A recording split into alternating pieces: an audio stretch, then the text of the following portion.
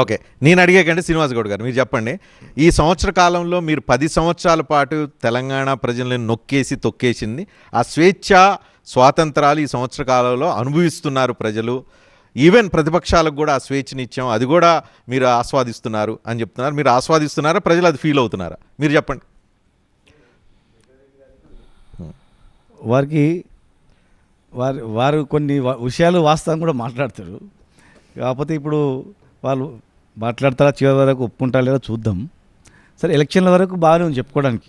అవన్నీ ఇంకో ముఖ్యమంత్రి గారు కలుస్తలేరు, అందుబాటులో లేరు, తర్వాత ధర్నాలు చేయించుకుంటలేరు. కొంతవరకు ఏంటంటే ఇంద్రపార్ దగ్గర తీసేసిన మాట వాస్తవమే, కొన్ని ఉండొచ్చు. కానీ ప్రజలకు ఎట్లా చూపించారంటే అసలు మనకు స్వేచ్ఛనే లేదు, మొత్తం తెలంగాణ ఆగమైపోయింది లేదు కదా. అప్పుడుతో పోల్చుకుంటే స్వేచ్ఛ ఉంది. ఈ స్వేచ్ఛ సరిపోద్దా లేదా అనేది విషయం వేరే విషయం.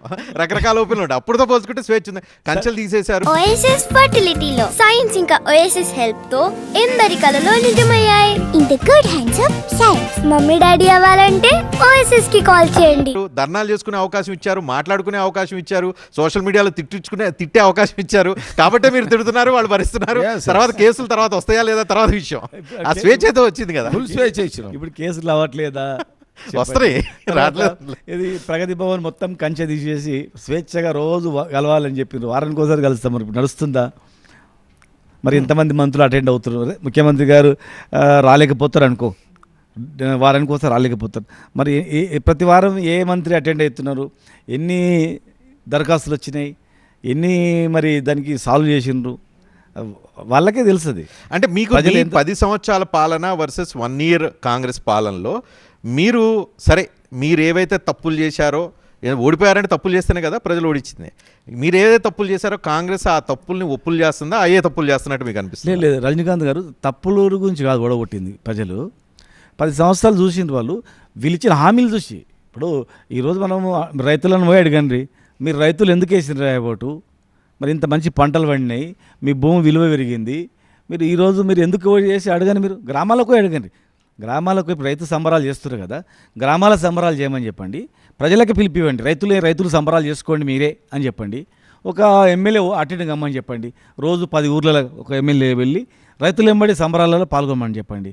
ఆయన నియోజకవర్గంలో 100 గ్రామాలు ఉంటే ఒక వారం రోజులలో డైలీ ఒక 10 గ్రామాలు అటెండ్ అయ్యి వరొచ్చలో పాల్గొనమని చెప్పండి. రైతులు ఎందుకు వేసిరని చెప్తారు, ఈరోజు ఏం జరుగుతుందని కూడా చెప్తారు.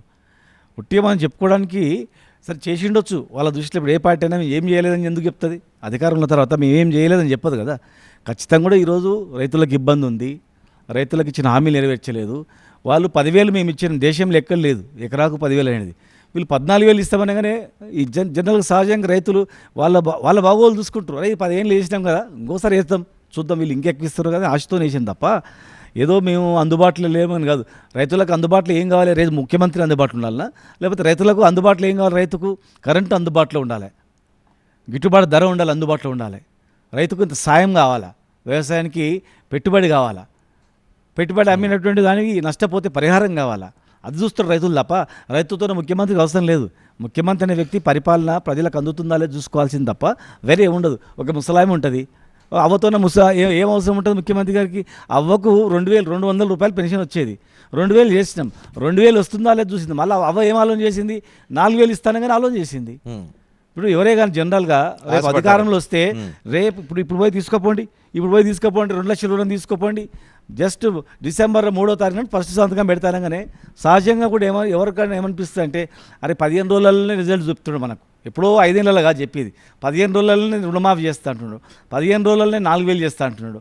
పెళ్ళిళ్ళు చేసుకోకండి అని అన్నారు. మీరు పెళ్ళిళ్ళు చేసుకోకండి, ఎవరైనా పెళ్ళిళ్ళు సెటిల్ అయినా కూడా వాయిదా వేసుకోండి, డిసెంబర్లో చేసుకోండి, ఎందుకంటే మీకు తులం బంగారం ఇస్తాను. జనరల్గా ఏమనుకుంటాడు వ్యక్తి ఎవరైనా కానీ, అరే 15 రోజులు నేను పోస్ట్ పోన్ చేస్తే ఏం పోతుంది